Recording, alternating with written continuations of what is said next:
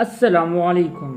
आजकल हुकूमत को देखे तो लगता है हुकूमत नहीं हो रही, एक स्टेज ड्रामा चल रहा है और सारे अदाकार अपना अपना किरदार अदा कर रहे हैं और ये सारे किरदार इंतहाई मज़ाहिया और माहौलिया और घटिया भी है। आजकल मुमलिकत पाकिस्तान में हर तरफ एक्टिंग चल रही है, एक से बढ़कर एक अदाकार ऐवान में पहुंच चुका है और इक़्तिदार के मज़े लूट रहा है। पूरी कौम इस ड्रामे को देख रही है। बच्चा महंगाई करता है, भतीजी मजम्मत करती है और बाप नाराज होकर ऑफलाइन हो जाते हैं और पटवारी तालियां बजाते हैं। 23 किलोमीटर के वज़ीर-ए-आज़म बेकारी शोबाज को कोई सीरियस नहीं लेता, लेकिन ये नफ्सियाती मरीज रोजाना बंगियां मारता रहता है। इस नफ्सियाती की शोबाजियां खत्म नहीं होंगी कभी भी।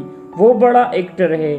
कल एक तकरीब में नकली बट्टू बनते हुए बहुत जोश व खरोश में चलाने लगा। काम लगता है मैं अगर एक जुमला जो बार बार कहता हूं तो मैं वो जुमला नहीं कहता, लेकिन क्या फकीर की कभी अकड़ भूंगती है कि इस वक्त सारी मुश्किलात इमरान खान की वजह से है और मैं कौम के खातिर सब सख्तियां बर्दाश्त कर रहा हूँ। लोग इस पर हंसने लगे तो फिर बाजू हिलाकर चिल्लाने लगा कि अपने गली मोहल्ले में लोगों को बताए कि अगर मैं ज्यादती कर रहा हूँ, करप्शन कर रहा हूँ तो खुदा की कसम मुझे फांसी दे दे।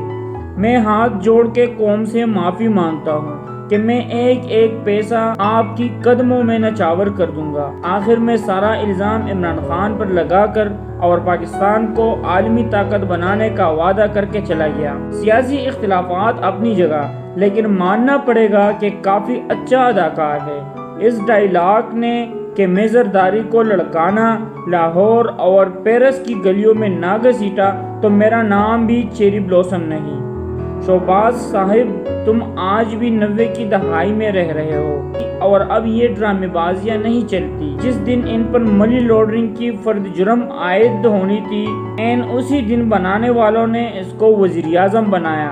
सब चोर यही कहते हैं कि मैं चोर नहीं हूँ। ड्रामे बंद करो और काम पर ध्यान दे। इसके किसी भी बात का इतबार नहीं किया जा सकता। 35 साल से यही ड्रामे कर रहे हैं। कौम को बहुत तजुर्बात हो चुके हैं। एक अमेरिकी सहाफ़ी ने भट्टो साहब से इंटरव्यू लेने के लिए गया और पूरा दिन इनके साथ रहने को कहा। दोपहर में एक जलसे से खिताब था।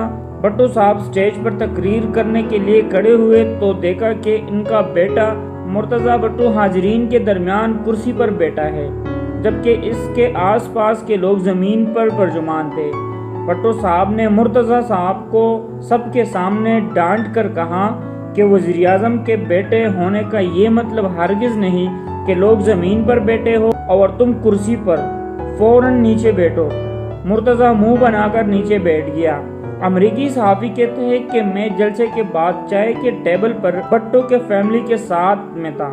मुर्तज़ा का मुंह अभी तक बना हुआ था। बेगम नुसरत भट्टो ने मुर्तज़ा का मुंह बनाकर देखा कि आखिर तुम्हें ज़रूरत ही क्या थी कुर्सी पर बैठने की। एक औरत आती है भट्टो साहब के पास।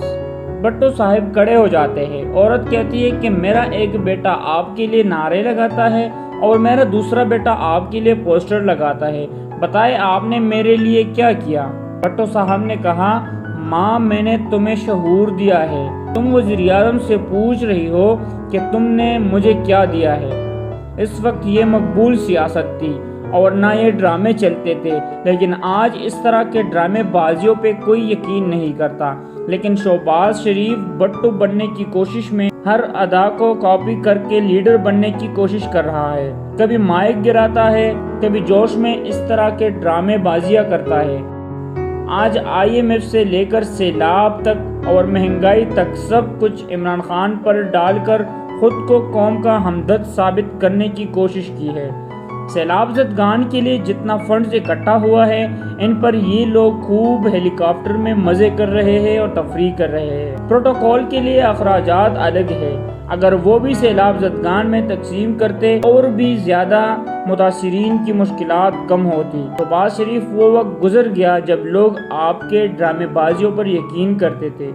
ये बात जितनी जल्दी आपके समझ में आ जाए आपके लिए अच्छा होगा। नून लीग की अगर 24 साल कारकर्दगी देखे तो 1990 में कर्ज उतारो और मुल्क संवारो। جبکہ 2022 میں قرض لو اور ملک سنوارو۔ جو شخص IMF کے بغیر پوچھے چینک بھی نہیں مار سکتا، یہ بھی کہتا ہے کہ ہم نے پاکستان کو ایٹمی طاقت بنایا ہے۔ یہ لوگ بیکاری سے زیادہ کچھ نہیں ہیں۔ ویڈیو دیکھنے کے لیے شکریہ۔